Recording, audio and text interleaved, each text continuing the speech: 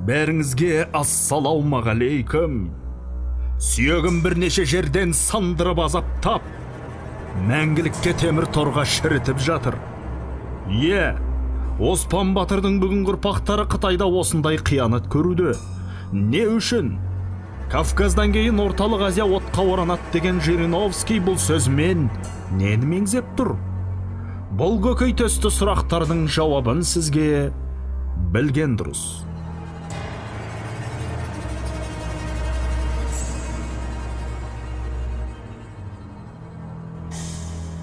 Қытайда Оспан Батыр Сыламұлының туған немересі мен аталас ағайындары сотталды. Өкімді Алтай аймағына қарасты Көктоғай аудандық сотының судьялары шығарған. Оларға отанын сатқан деген айып тағылған. Ұзақ уақыт азаптаудан соң ауыр жаза арқалаған адамның бірі Оспан Батырдың туған немересі Нұрлан Нәбиұлы. Нұрланның әкесі Нәби де өткен ғасырда Шығыс Түркістанның тәуелсіздігі жолында әкесімен бірге бастыншы жауға қарсы шыққан. Нұрлан Нәбиұлы ұзақ жыл Қытай Халық Республикасында сот саласында жұмыс істеген. Көз жанарының суалуынан зейнетке ерте шыққан.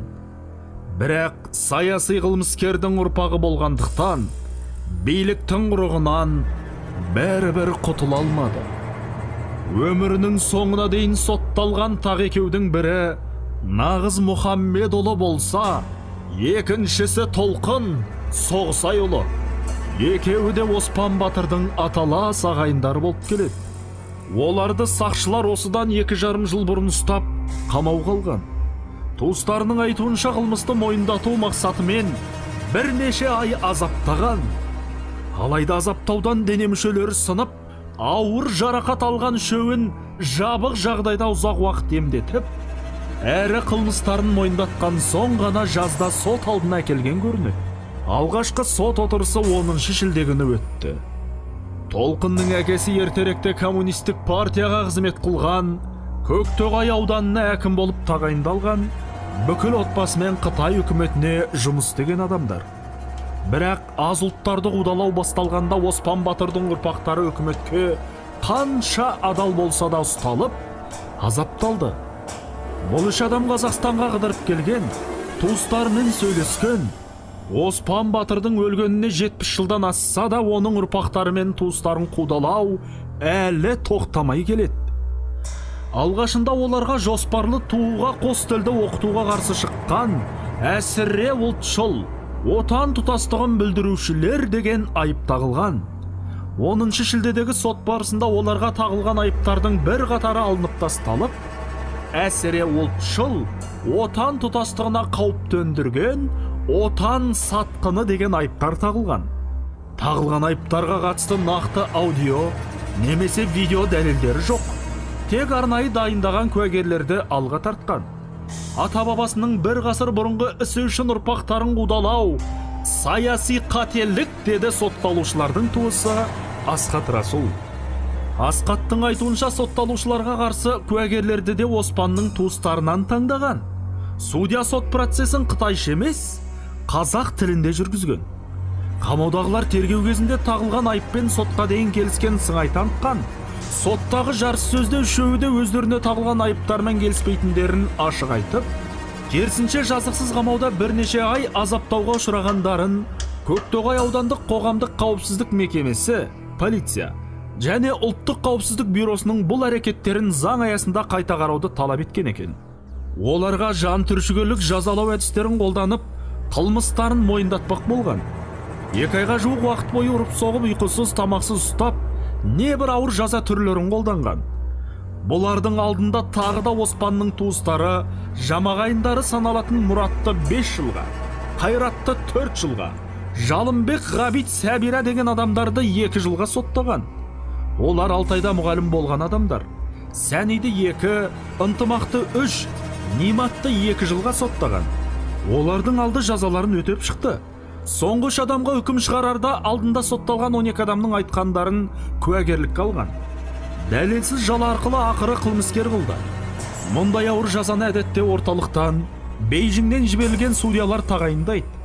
Бұл аз ұлттарға қысым көрсетіп жатқан Шыңжаңдағы биліктің әрекеті, деді Асқат Расул. Нендей сорақылық десеңізші. Оспан батырдың ұрпақтарына осыншалықты аш жазапты көрсететіндей не бастарына күн тудей Қытай деген қысталақтардың, не үшін? Біреу болды аям, екеу болды бір бәле демекші. Оңтүстік шығыстан осылай шүршіттер шынтағын батырып жатқанда сасықта пасық Жириновскийде Ресейдің лай батпаған тымыдыға, соның ішінде Қазақстанға лақтырып жатыр. Көріп отырсыздар Әзірбайжан мен Арменияның соғысын. Құдай басқа бермесін. Жағына анаконда жұмыртқалағыр Жириновскийде ендігі соғысты бізге тілеп жатыр екен. Кавказдан кейін Орталық Азия от қоранады. ЛДПР басшысы Владимир Жириновский Ресейдің мемлекеттік думасында сөйлеген сөзінде Қарабақтағы қақтығыстың Ресей шекарасындағы елдерге әсер жайлайтты.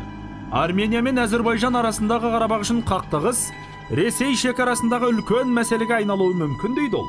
Кавказдағы қақтығыстар КСРО-ның қате саясатының салдар екенін атап өтті. Міне, Ресейдің маңында үлкен келеңсіздіктер бар. Күте тұрыңдар, әлі Орталық Азия от қоранады. Қазіргіміз жел болса нағыз дауыл сол аймақта болады, дейді Ресей саясаткері. Орталық Азияға Ауғанстанның жақындығы да аймақ тұрақтылығына әсер ететінін тілге тиек етті.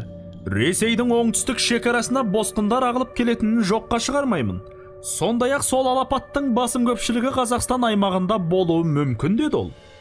Осы Жириновский деген жетесіздің желкесін қиятын біреу бар ма өзі? Қазақты жабайы деді, тарихы жоқ тобыр халық деді. Ұлттық кодын жоғалтып алған ұлтарақ мемлекет деді. Орысқа қайтадан бодан болуға көндігіп отырған сорлы жұрт деді. Қашанға аузына келгенін құса бермек. Өз құсығын өзіне жұтқызатын күн қашан туады? Оңтүстік шығысымызда ұлт зиялыларының ұрпақтары шыңыраудан шыға алмай жатыр. Солтүстігімізде Жириновский сияқты шовинистер күшіктей шәуілдеп жатыр. Көшенің тілімен айтқанда бұлардың да басына секіретін күн туар. Алыс емес, Алла бұйыртсын. Сіз үшін білген дұрыс.